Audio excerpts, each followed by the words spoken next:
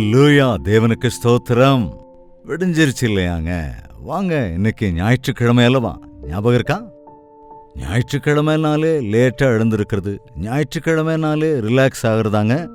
ஐயோ, இது ஆண்டவருடைய தினம், ஆண்டவருடைய ஆலயத்திற்கு செல்ல வேண்டும், ஆண்டவருக்காக எதையாவது சாதிக்க வேண்டும், தேவனோடு கூட அதிக நேரம் செலவழிக்க வேண்டும், இந்த வாரம் முழுதற்கும் தேவையான பலனை பெற்றுக்கொள்ள வேண்டும் என்கிற ஆவலோடு கூட நேரமே எழுந்து துரிதமா எல்லா வேலையும் ஒதுக்கி வச்சிட்டு ஆலயத்திற்கு போறதுக்கு ஆயத்தமாகி கொண்டிருக்கிறீர்களா? சரி, வாருங்கள், ஒரு சிறிய ஜெபத்தோடு கூட இன்றைய வார்த்தையை தியானித்து விட்டு ஆலயத்திற்கு செல்லலாம். பரிசுத்தமுள்ள எங்கள் பிதாவே, ஏற்கனவே உம்முடைய ஆலயங்களில் உம்மை ஆராதிக்க ஆரம்பித்திருக்கிறவர்களுக்காக நன்றி ராஜா. ஆராதனைக்கு ஆயத்தமாகிறவர்களுக்காகவும் உமக்கு நன்றி சொல்லுகிறோம். இந்த வார்த்தையை கேட்கிறவர்களுக்காகவும் ஆண்டவரே உம்மை துதிக்கிறோம், ஸ்தோத்திரிக்கிறோம். இந்த நாளை எங்களுக்கு ஆசீர்வதிக்க வேண்டும் என்று கிறிஸ்துவின் நாமத்தில் வேண்டிக் கொள்கிறோம் பிதாவே, ஆமென். தேவனுக்கு ஸ்தோத்திரம்.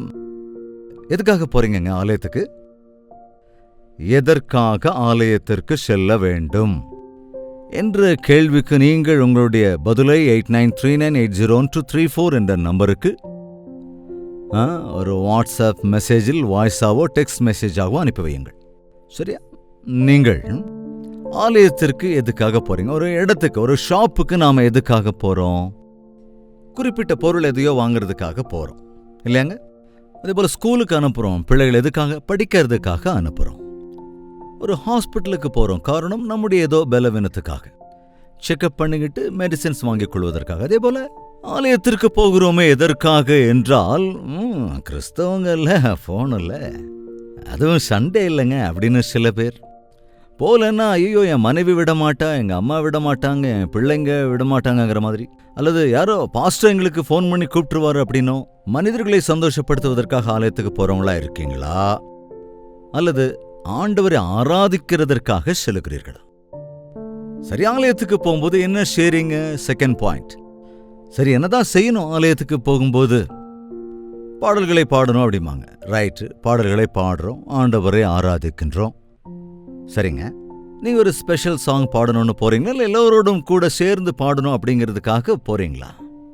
அதே போல ஜெபம் பண்ணணும், அதாவது உங்களுக்கு ஒரு ஸ்பெஷல் ப்ரேயர் தருவாங்கன்னு போறீங்களா, அல்லது எல்லோரோடும் கூட சேர்ந்து நீங்களும் மனதை திறந்து மனப்பூர்வமா ஆண்டவரிடத்தில் முறையிட போறோன்னு, ஜெபம் பண்ண போறோன்னு போறீங்களா? சிலர் வார்த்தையை கேட்கணும் போறோன்னு சொல்லுவீங்க. உண்மையாவே நீங்க கேட்கிற வார்த்தையை இருதயத்துல பதிய வைக்கிறீங்களா? அதன்படி நடக்கணும்னு ட்ரை பண்றீங்களா? இந்த யோசனைகள் இவைகள் எல்லாவற்றையும் நம்ம பரிசீலிச்சுக்கிட்டா நம்முடைய பக்தி எப்படிப்பட்டது என்று தெரிந்து கொள்வதற்கு, பக்தியில் வளர்ச்சி அடைவதற்கு, சரியான நடைமுறையிலே ஆண்டவருக்கு விருப்பமானவர்களாய் நாம் நடப்பதற்காக முயற்சி செய்ய வேண்டும். அதை விட்டுவிட்டு ஏதோ ஆச்சார கிறிஸ்தவர்களா நாம இருந்துடக்கூடாதுங்க. பைபிள்ல பரிசேயர்கள், சாஸ்திரிகள் எல்லாத்தையும் நாம பார்க்கிறோம். அவங்க நியாயப்பிரமாணம் தெரியும், நடைமுறை என்னன்னு தெரியும், எல்லா விஷயங்களும் அவங்களுக்கு நல்லா தெரியும். ஆனால் அவங்க பக்தியில பிரயோஜனமே இல்லை. அது ஒரு ஆச்சாரமான பக்தியா தான் இருந்தது. அவர்கள் ஜெபமும் கூட ஒரு ஆச்சார ஜெபமாகத்தான் இருந்தது. அவங்க கிட்ட ஆண்டவர் என்ன சொல்றாரு பாருங்க. மத்தேயு எழுதின சுவிசேஷம் 6ஆம் அதிகாரம் 5வது வசனத்திலிருந்து வாசிக்கிறேன், கவனிங்க. அன்றியும் நீ ஜெபம் பண்ணும்போது மாயக்காரரை போல் இருக்க வேண்டாம். மனுஷர் காணும்படியாக அவர்கள் ஜெப ஆலயங்களிலும் வீதிகளின் சந்திகளிலும் நின்று ஜெபம் பண்ண விரும்புகிறார்கள். அவர்கள் தங்கள் பலனை அடைந்து தீர்ந்ததென்று மெய்யாகவே உங்களுக்கு சொல்லுகிறேன். ஜெபம் பண்ணும்போது மாயக்காரரை போல இருக்கக்கூடாது. மனிதர்கள் காண வேண்டும் என்று ஜெப ஆலயங்களிலும் வீதிகளிலும் சந்திகளிலும் நின்று எல்லாரும் முன்னும் ஜெபம் பண்ண வேண்டும் என்று. அப்படி எல்லாருக்கும் தெரிகிற மாதிரி ஜெபம் பண்ணும்போது சில பேர் எவ்வளவு நீண்ட ஜெபம் பண்ணுவாங்க தெரியுமா? அப்படின்னா நீ ஜெபத்துல எவ்வளவு பெரிய ஆள் அப்படிங்கிறது எல்லாருக்கும் காண்பிக்கிறதுக்காக ஜெபிக்கிறியா? அல்லது நீ எவ்வளவு பக்தி, எவ்வளவு ஆச்சாரங்களை கொண்டிருக்கிறாய் என்பதை தேவனுக்கு தெரியப்படுத்த வேண்டும் என்று ஜெபிக்கிறாயா? அல்லது மனிதர்களுக்கு முன் அப்படி இருக்க வேண்டும் என்று ஜெபிக்கிறாயா? அல்லது உண்மையாகவே தேவாலயத்திற்கு செல்லுகிற போது நொறுங்குண்ட இருதயத்தோடு, நன்றி உணர்வோடு நீ என்னவாக இருக்கிறாயோ அது அவருடைய கிருபையினால் என்பதை நீ ஒப்புக்கொண்டு அறிக்கை செய்து அவரிடத்திலே ஜெபிக்கிறாயா? ஆலயத்திற்கு போய் ஜெபிக்கின்றவர்களில் அநேகரை பார்த்தோன்னா ஒரு ஆச்சாரத்துக்குள்ள இறங்கி நிற்கிறதை பார்க்கும்போது அது ரொம்ப கவலைக்குரிய விஷயமா இருக்கு. அதாவது நம் ஜெபம் ஒரு நீண்ட ஜெபமாக, பெரிய பெரிய வார்த்தைகள், நல்ல நல்ல பதங்கள், இன்னும் சொல்லப்போனால் ஒரு நல்ல நல்ல வார்த்தை ஜாலத்தோடு கூட ஒரு நேர்த்தியான டெம்போல ரொம்ப நேர்த்தியா சத்தமா ஜெபம் பண்ணும்போது எவ்வளவு நல்ல ஜெபம் பண்ணீங்க நீங்க என்று எல்லாரிடத்தையும் பாராட்டு பெற வேண்டும் என்று ஜெபிக்கிறவங்கள நாம பார்க்கிறோம். ஆனா முக்கியமான விஷயம்னா நம்முடைய ஜெபம் தேவ சந்நிதியை எட்டுகிறதா? நம்முடைய ஜெபத்தை தேவன் அங்கீகரிக்கின்றாரா? அந்த ஜெபத்தின் வாசனை ஒரு தூப வர்க்கத்தை போல தேவனை அகமகிழச் செய்கிறதா? தேவன் அதை அங்கீகரிக்கிறாரா என்பதை நாம் பரிசீலித்துக் கொள்ள வேண்டும். இன்னொரு உவமையையும் கூட ஆண்டவர் சொல்லுகிறார். லூக்கா எழுதின சுவிசேஷம் 18வது அதிகாரத்தில் 10வது வசனத்தை வாசிக்கிறேன், கவனிங்க. லூக்கா 18:10. 2 மனுஷர் ஜெபம் பண்ணும்படி தேவாலயத்துக்கு போனார்கள். ஒருவன் பரிசேயன், மற்றவன் ஆயக்காரன். ஜெபிக்கிறதற்காக 2 பேர் தேவாலயத்திற்கு செல்லுகிறார்கள். இந்த இருவரில் ஒருவன் பரிசேயன், மற்றொருவன் ஆயக்காரன். பரிசேயன் அங்கே முன்னால் நின்று, கவனிங்க, எல்லாருக்கும் கேட்கிற மாதிரி ரொம்ப சத்தமா இப்படி ஜெபித்தானாம். தேவனே, நான் பரிகாரர், அநியாயக்காரர், விபச்சாரக்காரர் ஆகிய மற்ற மனுஷரைப் போலவும் இந்த ஆயக்காரனைப் போலவும் இராததனால் உம்மை ஸ்தோத்தரிக்கிறேன். எடுத்த உடனே தான் எப்பேற்பட்ட நல்லவன் அப்படிங்கறது அப்படியே சொல்றான். தேவனே, பரிகாரர், அநியாயக்காரர், விபச்சாரக்காரர், அவங்க இவங்க மாதிரி இந்த ஆயக்காரன் மாதிரியான ஆள் நான் இல்ல, அதற்காக உம்மை ஸ்தோத்தரிக்கிறேன். கவனிங்க, நாம ராஜாதி ராஜாவினிடத்திலே ஜெபிக்கிறதற்காக செல்லுகிற போது நம்மை குறித்து சொல்லிக்கிட்டு இருக்கிறதுல என்னங்க அர்த்தம்? நாம் யாரை எதிர்கொள்கிறோம், யாருக்கு முன்பாக நிற்கிறோமோ அவரை நாம் ஸ்தோத்தரிக்க வேண்டும் அல்லவா? யுவர் ஆனர் அப்படின்னு சொல்லுவாங்கல்ல, மை லார்ட் அப்படின்னு சொல்லுவாங்கல்ல. முதலில் யாருக்கு மதிப்பு தராங்க? கோர்ட்ல பேச வேண்டும் என்று ஆரம்பிக்கிறவங்க. அப்போ தேவ சந்நிதிக்கு போகிற போது, சிங்காசனத்தில் வீற்றிருக்கிற தேவனே, துதிக்கு பாத்திரராகிய ஆண்டவரே, ஆராதிக்கத்தக்கவரே, சர்வ வல்லமை உள்ளவரே, கிருபை நிறைந்தவரே என்று ஆண்டவரை துதித்து எப்பேற்பட்ட தேவனிடத்திலே நாம் வந்து நிற்கிறோம் என்றதை முதலில் நாம் உணர்ந்து கொண்டு ஜெபிக்க வேண்டுமே தவிர, ஜெபிக்கிறேன் பேறுபடி என்று உன்னுடைய அருமை பெருமையெல்லாம் தேவனுக்கு முன்பாக நின்று சொல்லிக்கொண்டு மனிதர்களுக்கு அறிவிக்க வேண்டும் என்று நினைக்கிற அந்த ஜெபம் எல்லாம், சர்ச்சில் இருக்கிற எல்லாரும் ஜெபத்தை கேட்டா ஐயோ எவ்வளவு பெரிய பக்தன் அப்படின்னு பாராட்டலாமே தவிர, நொறுங்குண்ட நறுங்குண்ட இருதயத்திலிருந்து வரும் விண்ணப்பங்களைத்தான் தேவன் செவிசாய்க்கிறார். நான் அவங்க மாதிரி இல்லை, இவங்க மாதிரி இல்லைன்னு டம்பம் அடிக்கிறியே, ஆனால் ஏசப்பா நான் உம்மை போல இல்லையே என்று யோசித்தாயா? பிறரை விட நான் பெரிய ஆளா இருக்கிறேன் என்று சந்தோஷப்படுவதை காட்டிலும், ஆண்டவரே நான் உம்மை போல இல்லையே, உம்மை போல மாற்றும் என்பதை ஜெபிப்பது தானே சரி. தொடர்ந்து என்ன சொல்றான் பாருங்க. வாரத்தில் 2 தரம் உபவாசிக்கிறேன், என் சம்பாத்தியத்தில் எல்லாம் தசமபாகம் செலுத்தி வருகிறேன். நான் வாரத்துக்கு 2 தடவை வீக்லி ட்வைஸ் ஃபாஸ்டிங் இருந்து ஜெபிக்கிறேன். அதாவது உபவாசம் இருந்து நான் ஜெபிக்கிறேன் என்று வெளியே சொல்லுவதனாலே நீ செய்கிற உபவாசமே வீணா போயிடும். நீங்கள் உபவாசிக்கும் போது மனிதர்களுக்கு தெரியாத வகையில துக்க முகமாக கூட நீங்கள் இருக்கக்கூடாது. மனிதர்களுக்கு தெரிகிற விதத்திலே நீங்க உபவாசம் இருக்க வேண்டிய அவசியமே இல்லை. உபவாசம் இருக்கும்போது நல்லா குளிச்சு ஃப்ரெஷ்ஷா ட்ரெஸ் பண்ணி ஆண்டவருடைய சன்னதியிலே இருப்பதுதான் நல்லதுன்னு தேவன் சொல்லுகிறார். ஆனா இந்த ஆளு கவனிங்க, நான் உபவாசம் இருக்கிற வாரத்துக்கு 2 தடவை அப்படின்னு சொல்றான். இன்னொன்னு பாருங்க, என்னுடைய சம்பாத்தியில் எல்லாம் நான் தசம பாகத்தை உமக்காக தருகிறேன். தசம பாகம் யாருக்குரியதுங்க? அது தேவனுக்குரியது. தேவனுக்குரியது அவருக்கு கொடுத்துட்டு நான் கொடுத்தேன் அப்படின்னா, அதாவது அரசாங்கத்தில், நாம் தேசத்தில், நம்முடைய பாரத தேசத்தில் இருக்கிறவங்க, நம்முடைய அரசாங்கத்துக்கு நாம் வரி கட்டணும், டாக்ஸ் கட்டணும். நம்ம டாக்ஸ் கட்டியே ஆகணும். கட்டலைன்னா நம்ம மேல ஆக்ஷன் எடுக்கலாம். அப்போ நான் டாக்ஸ் கட்டிட்டேன், இந்த வருஷம் டாக்ஸ் கட்டிட்டேன், வரியை கட்டிட்டேன், அரசாங்கத்துக்குரிய ஜிஎஸ்டியை கட்டிட்டேன், இதெல்லாம் கட்டிட்டேன் அப்படின்னு நீ என்ன கழுத்துல போர்டு மாட்டிக்கிட்டு தெரிவியா? இல்ல எல்லாருக்கிட்டையும் சொல்லிட்டு அலைவியா? அப்படி சொல்லிக்கிட்டு அலைஞ்சேன்னு உன்னை பார்த்து என்ன சொல்லுவாங்க? என்ன ஏன் நீ மட்டும்தான் கட்டுறேன்னு? எல்லாரும் கட்டித்தான் ஆகணும். ஒரு இன்கம் கடந்துட்டா நீங்க இன்கம் டாக்ஸ் கட்டித்தான் ஆகணும், ஜிஎஸ்டி கட்டித்தான் ஆகணும். அது சர்வ சாதாரணம், செலுத்த வேண்டிய சட்டம். அதே போல தேவனுக்கு நாம் தசம பாகத்தை தருவதென்பது அது கட்டாயம்தான். தேவன் எவ்வளவோ அருளி இருக்கிறார், அதிலே கொஞ்சத்தை நன்றியோடு கூட ஆண்டவருக்கு தர. அதை குறிச்சு பெருசா பெருமையா சொல்ல வேண்டியதுக்கு என்ன இருக்கு? அதை குறிச்சு பெரிய தம்பட்டம் அடிக்கிறதுக்கு அதுல என்ன இருக்கு?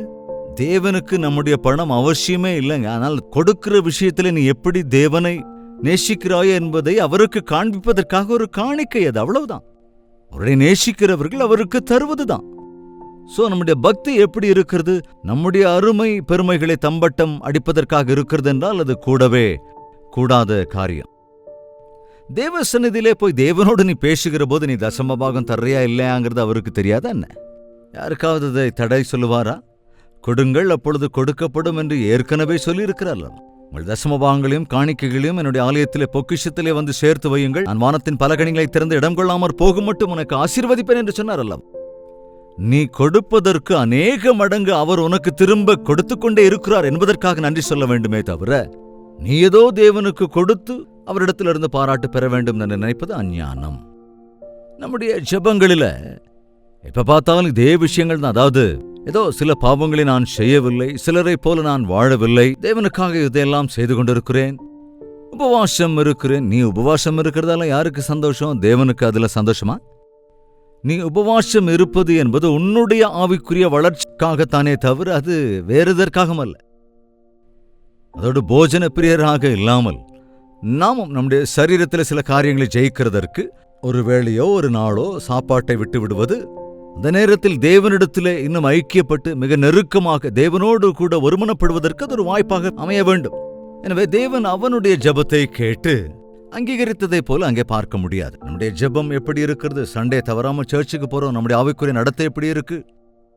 நீ எவ்வளவு அழகா பாடல்களை பாடினாலும், நேர்த்தியா எவ்வளவோ நீண்ட ஜெபத்தை செய்தாலும், உங்க பாஸ்டர்னு பாராட்டலாம், சபையோர் எல்லோரும் சந்தோஷப்பட்டு அல்லது ஆச்சரியப்பட்டு உன்னை உயர்த்தி புகழலாமே தவிர, தேவனுக்கு முன்னாக உன்னுடைய பக்தி எப்படி இருக்கிறது, உன்னுடைய வாழ்க்கை எப்படி இருக்கிறது, உன் விசுவாசம் எப்படி இருக்கிறது என்பதை பரிசீலித்துக் கொள்ள வேண்டும்.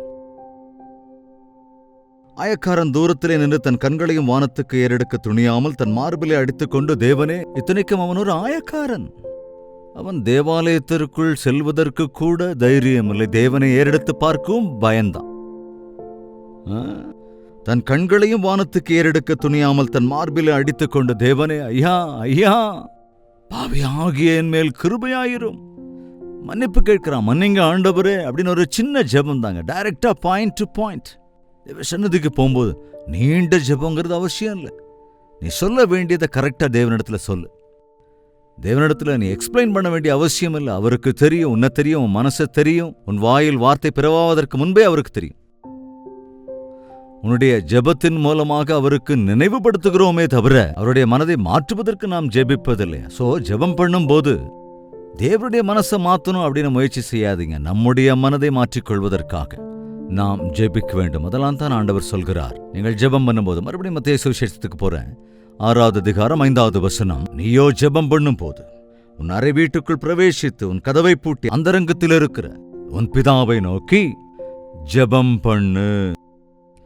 சோ ஜெபம் பண்ணும் போது அறைக்குள் சென்று கதவை பூட்டிக்கொண்டு அந்தரங்கத்தில் இருக்கிற உன் தேவனோடு கூட நீ பேசு. தேவனும் உன்னோடு கூட பேசுவார். வெளியரங்கமாக ஜெபம் மட்டும்தானா? வீட்டில் நீ ஜெபம் பண்றியா? வீட்டிலும் குடும்ப ஜெபம் என்பது அவசியம், அதை கடைபிடிக்க வேணும். ஆனா அது மட்டும் போதாது. ஆலயத்திலும் கூட எல்லோரோடும் சேர்ந்து அங்கே ஜெபிக்க வேண்டும். ஆனா அது மட்டுமே போதாது. ஞாயிற்றுக்கிழமையோ புதன்கிழமையோ வெள்ளிக்கிழமையோ என்று வாரத்துக்கு 2-3 நாள் ஜெபிச்சா மட்டும் போதாதுங்க. தினம்தோறும் நீ தனிமையிலே உன் அறை வீட்டுக்குள் பிரவேசித்து, எங்க வீட்டில் இருக்கிறது ஒரு அறைன்னு சொல்றீங்களா, பரவாயில்ல, ஒரு மூலைக்கு போய் அல்லது மாடிக்கு போய் அல்லது வெராண்டாவுக்கு போய், ஒருவேளை கிராமத்தில் இருந்தா நீங்க அந்த வயல்வெளிக்கு போய், அதாவது ஒரு தனிமையான ஒரு இடத்திற்கு சென்று, அதாவது ஒருவரும் உன்னை டிஸ்டர்ப் பண்ண வகையில்லாத இடத்திலே தேவனிடத்திலே உன் இருதயத்தை, தேவனுக்கு முன்பாக உன் இருதயத்தை ஊற்றுவதுதான் உண்மையான ஜெபம். அதாவது நம்மை சுற்றி மனிதர்கள் இருக்கும்போது சில நேரங்களில் நம்ம வாய் கட்டப்பட்டது போல இருக்கும். நம்முடைய பாவத்தை, நம்முடைய பலவீனங்களை எல்லாருக்கும் முன்னால் அறிக்கையிடுறதுக்கு கொஞ்சம் வெட்கப்படுவோம். ஆண்டவரோடு சொல்ல முடியாத ஒரு சூழலுக்குள்ள மாட்டிக்குவோம். அதனால தான் ஒரு டாக்டர் ஒரு பேஷண்ட்டை பரிசீலிக்கின்ற போது உள்ள அறைக்குள்ள பேஷண்ட்டை கூட்டிட்டு போவார். கூட்டிட்டு போய் பேஷண்ட்டோட அவயவங்களெல்லாம் டெஸ்ட் பண்றதுக்கு அது எல்லாரும் முன்னாலும் செய்ய முடியாதுல்ல. அதே போல நாம் தேவ சன்னதிக்கு போகிற போது நம்மை அப்படியே வெளியரங்கமாக்குவதற்கு, நம் உண்மை நிலையை வெளிப்படுத்துவதற்கு அறைக்குள்ளே சென்று, ஆண்டவர் என்ன பரிசீலிங்க, என்னை சோதித்து பார்த்து உமக்கு விரும்பாத காரியங்கள் ஏதாவது எனக்குள்ள இருக்கிறதோ என்று பாருங்க, என்று தாவீதைப் போல நாம் ஜெபிக்க கற்றுக்கொள்ள வேண்டும். ஆலயத்திற்கு போக வேண்டும், எல்லோரோடும் சேர்ந்து ஜெபிக்க வேண்டும். ஆனால் அது மட்டும் போதாது. அனுதினமும் உன் அறை வீட்டுக்குள் சென்று அல்லது ஜெபத்திற்கான ஒரு இடத்தை தெரிந்து கொண்டு நீங்கள் தனியாக தேவசன்னதியிலே இருதயத்தை ஊற்றி ஜெபித்து பாருங்கள். அற்புதமான பலனை அதாவது அந்தரங்கத்தில் பார்க்கிற தேவன் உனக்கு வெளியரங்கமாய் பலனளிப்பார். ஜெபத்திற்கான பலனை அருளுவார், ஜெபத்திற்கான பதிலை அருளிச் செய்வார், ஜெபத்தில் கேட்டவைகளை நிறைவேற்றுவார். தேவன் அருளுகின்ற தனிப்பட்ட விதத்திலே நமக்கு அவர் அருளிச் செய்கிற ஆசீர்வாதத்தை பெற வேண்டுமென்றால் தனிப்பட்ட விதத்திலே தேவனோடு நாம் ஜெபிக்க வேண்டும்.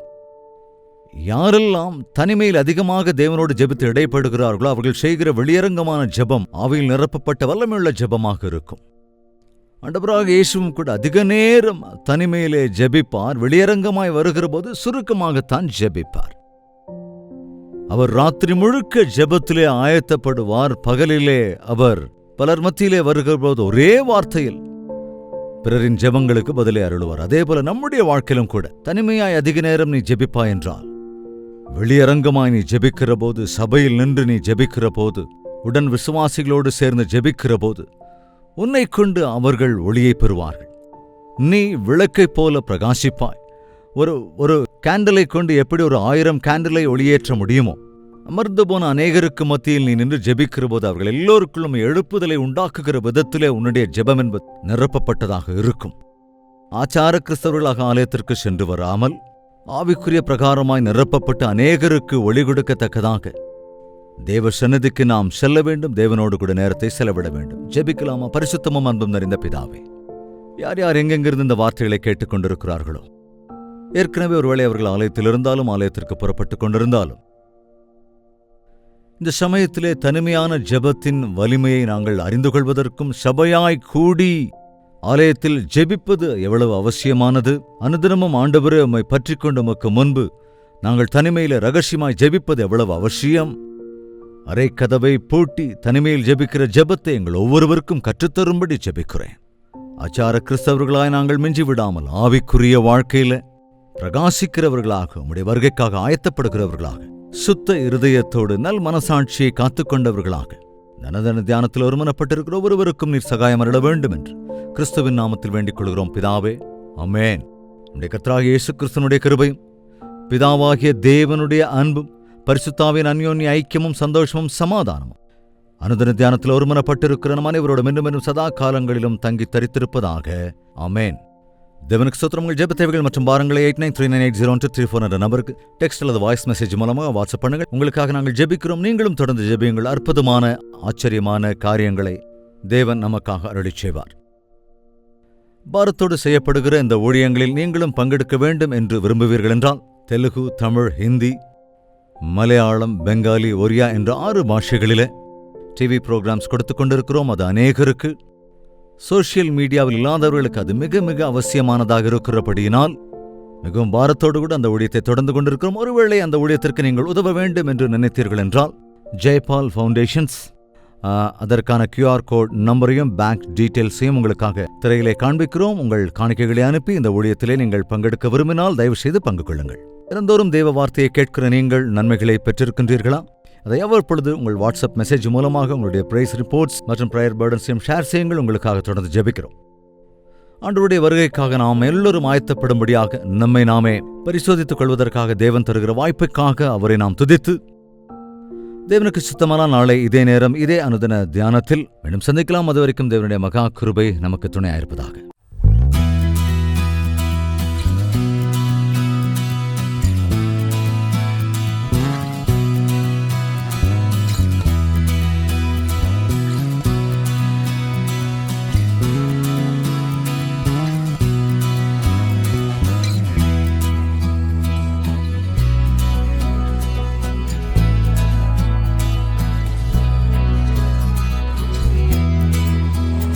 ஹல்லேலூயா. பெங்களூரு மற்றும் அதன் சுற்றுவட்டார பகுதியில் இருப்போருக்கு நற்செய்தி. ஆண்டவருக்கு சித்தமானால் ஆகஸ்ட் 15ஆம் தேதி ஒன் டே கெட் டுகெதர் மற்றும் ஒரு யூத் மீட்டிங்கை பெங்களூரில் ஏற்பாடு செய்திருக்கிறோம். மதியம் 2 மணியிலிருந்து 6 மணி வரைக்கும் வாலிபர்களுக்கான பிரத்யேகமான யூத் செஷன் இருக்கிறது. வாலிபர்கள் எல்லோரும் தவறாமல் வாருங்கள், பெரியோர்களும் வரலாம். இது கட்டாயம் உங்களுக்கு உற்சாகத்தை தருவதாகவும் ஆசீர்வாதகரமாக இருக்கும். உங்கள் பிரச்சனைகளை தீர்த்துக் கொள்வதற்கு நீங்கள் ஆவிக்குரிய பிரகாரமாக ஆண்டவருக்கு சாட்சிகளாய் நிற்கும்படியாக தேவனுடைய சமூகத்தில் அவருடைய பலனை பெற்றுக்கொள்கிறதற்கு உங்களுக்கு மிகவும் உபயோகமுள்ளதாயிருக்கும். வாலிப பிள்ளைகள் தவறாமல் வாங்க, ஆவிக்குரிய பலனை பெற்றுச் செல்லுங்கள். மாலை 6 முதல் இரவு 10 மணி வரைக்கும் 2வது செஷன் இருக்கும். இந்த 2 செஷன்ல நீங்க எல்லாரும் பங்கு கொண்டு தேவாசீர்வாதத்தை பெற வேண்டும் என்றும் உங்களை நேரடியாக சந்தித்து உங்களுக்காய் தனிப்பட்ட விதத்தில் ஜெபிக்க வேண்டும் என்றும் விரும்புகிறேன். 2வது செஷன் முடிஞ்சதுக்கு அப்புறம் தனிப்பட்ட ஜெபம் செய்வதற்கு நேரம் போதாதென்பதால் முதல் செஷன் முடிந்த உடனே தனிப்பட்ட விதத்திலே உங்களுக்காக ஜெபிப்பதற்கு ஆயத்தமாயிருக்கிறேன். நீங்கள் சரியான நேரத்துக்கு வந்துவிட்டால் கட்டாயமாக உங்களுக்காக தனிப்பட்ட விதத்திலே ஜெபிப்பதற்கு நான் அங்கே இருப்பேன். முகவரியை குறித்துக் கொள்ளுங்கள்.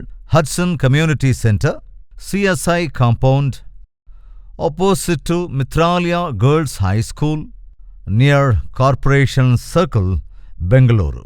இன்னும் மேலதிக தகவல்கள் தேவைப்பட்டால் 9884707779 அல்லது 9884807779 என்ற இந்த எண்களிலே நீங்கள் கால் செய்யலாம் அல்லது வாட்ஸ்அப் மூலம் மெசேஜ் அனுப்பலாம். அல்லது 954041 என்ற நம்பருக்கு வாட்ஸ்அப் அனுப்புங்கள். கட்டாயம் வருவீங்களா?